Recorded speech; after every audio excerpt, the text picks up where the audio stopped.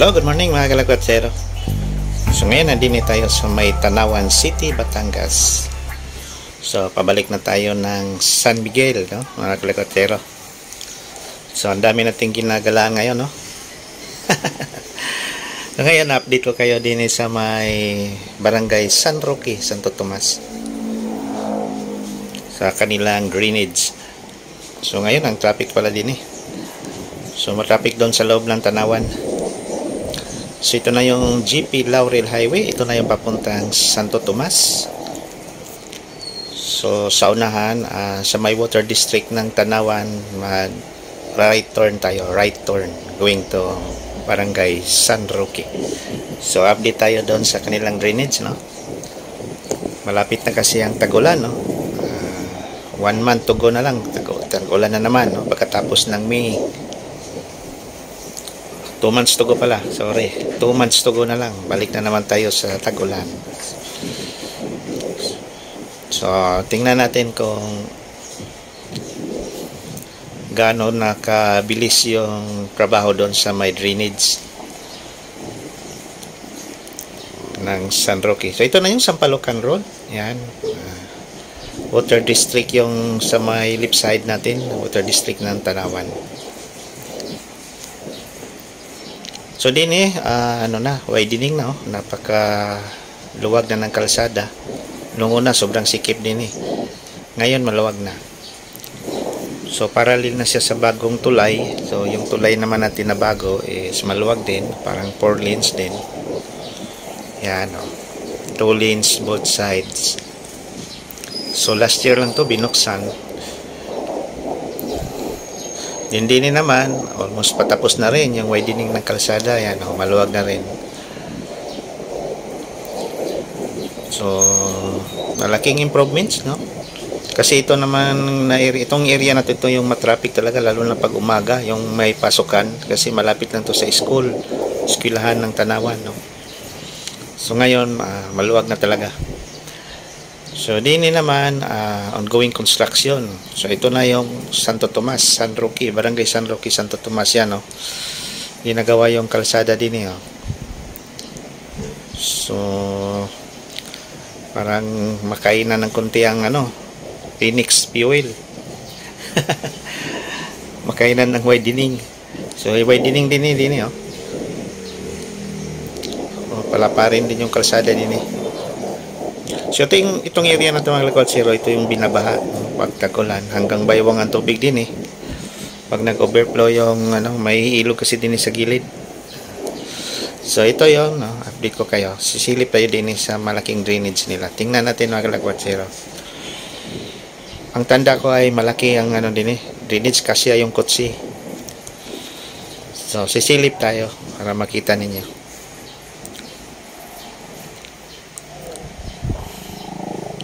Medyo magabok lang ng konti. Yeah, balik tayo. So pakita ko lang sa inyo mga kalagwatsero. Yan, oh. Ang laki nga, oh. Tamang-tama pala ang kutsi dyan na maliit. Yung mga yung mga city drive na kutsi, yung mga Wigo. Yung mga Kia. Parang katabi ng warehouse, no? So tingnan natin yan pag naulan ngayong June, July, kung ito ay matapos na rin, no? Dapat matapos na to bago magtag-ulan sa June, para masubukan agad to, no? Kung kaya ba niya i-handle yung volume ng tubig galing doon sa San Miguel. Kasi ang tubig din galing San Miguel eh. Parang catch basin kasi ito. So itong area na to, dito mga kalagwatsero, yan yung gaso, oh. So dito pa pala, no? Wala pang ibang parang putol pala dito. So yan yung gaso. So yan yung nabutan ng tubig yan. Hanggang tuhod ang tubig dyan. So yan ang titingnan natin ngayong June, July. Kasi malakas ang ulan din sa may Santo Tomas. Tag-ulan na kasi niyan eh. So ito naman yung Barangay San Miguel, no? So tingnan natin mga kalakotsero, may sira din no? Ewan ko lang, parang hindi, ewan ko lang kung ginawa ba to.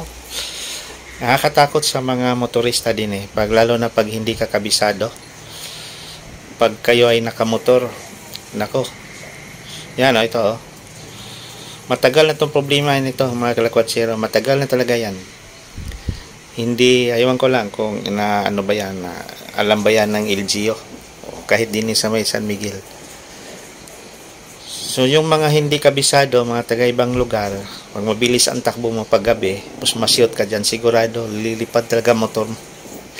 Kasi wasak na yung semento, tapos may tubig pa, no?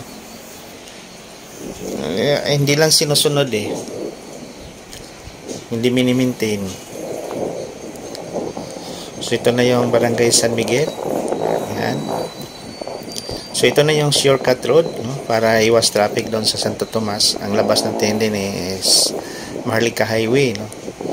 So konti na lang yung babaybayin mo.